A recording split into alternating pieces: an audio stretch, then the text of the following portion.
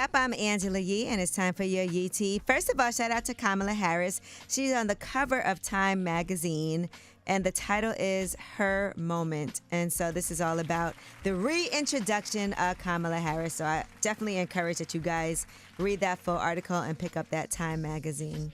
Amazing, amazing.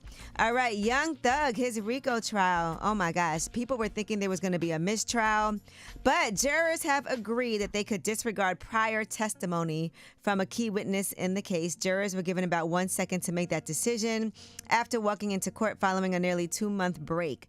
And so, you know, there's a new presiding judge, and it's still going forward. This is, by the way, the longest criminal trial in the history of Georgia. Now, YSL Woody took the stand today, and here is what he told prosecutors. Y'all trying to put people's life in my hands. I don't lie on people.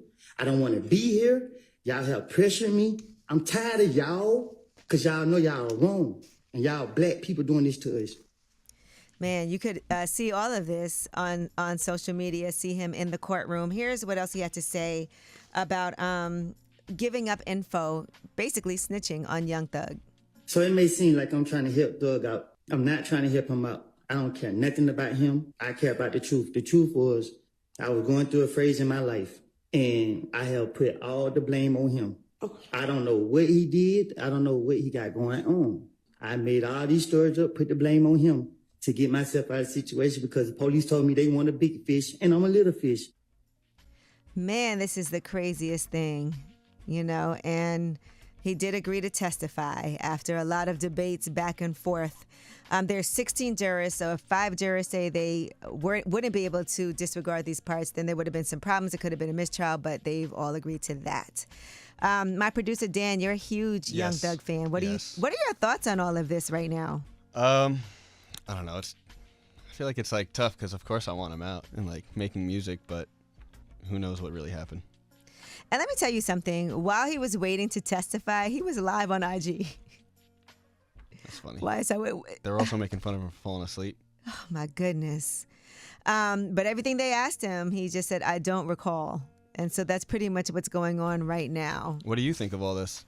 I think it's a mess. This whole thing has been long, drawn out. It feels like it's the longest case in Atlanta history, right? Yeah, in Georgia history.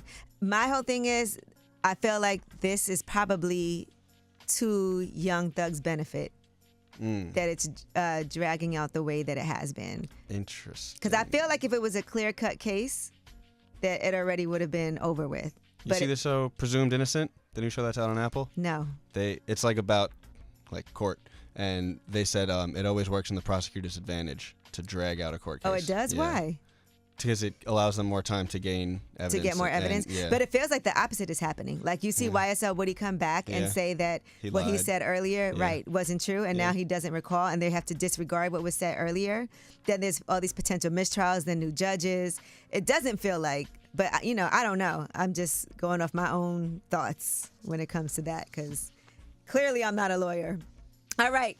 Rick Ross is reportedly being sued by a disabled man because of his car show. All these lawsuits from this car show. On Friday, this news broke on TMZ. He's being taken to court by a man named Darius Strader. Now, Strader says that he was told more than once that he would be provided a wheelchair-accessible shuttle bus to take him to the event, but he said the bus never showed up that day. He said in addition to paying for a ticket to the event, he also paid for lodging and travel and even sold his car so that he could afford to go to the event. So now he's suing for breach of contract, unjust enrichment, and violation of the Americans with Disabilities Act. So not sure what happened. I don't want to say anything, but I can't imagine selling my car to go to an event, but I do feel bad, and hopefully he at least can get some of his money back since the shuttle never came to get him, the wheelchair-accessible shuttle. All right, well, that is your Yee Tea. And when we come back, we have Ask Yee. 800-292-5150 is the number. Any question that you have, we're here to help you out because that's what we do. Again, that's 800-292-5150. It's Way Up. Ask Yee is next. Way up.